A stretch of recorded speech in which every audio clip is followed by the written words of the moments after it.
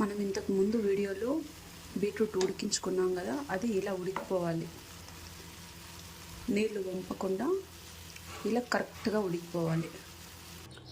ఫ్రైకి ఏమేమి కావాలో చూద్దాం. ఉడికించిన బీట్రూట్ ముక్కలు, కరివేపాకు, ఎర్రగడ్డలు, కొత్తిమీర, 1 స్పూన్ కారం, కొన్ని తెల్లగడ్డలు ఇలా దంచి పెట్టుకోవాలి. పోపు దినుసులు, ఇది పల్లీలు, నువ్వుల పొడి. నువ్వులు హెల్త్కి చాలా మంచిది కాబట్టి ఖచ్చితంగా మనం నువ్వుల పొడి యాడ్ చేసుకోవాలి. 1 స్పూన్ ఆయిల్,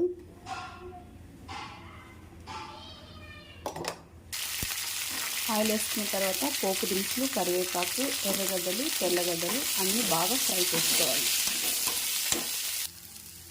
కొంచెం కారం యాడ్ చేసుకోవాలి. తర్వాత బీట్రూట్ యాడ్ చేసుకోవాలి. ఇది ముందే ఉడికించిన బీట్రూట్.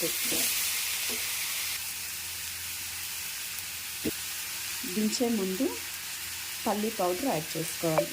ఇది మనకు కావాల్సినంత యాడ్ చేసుకోవచ్చు. అంతే, beetroot fry ready. Thank you so much.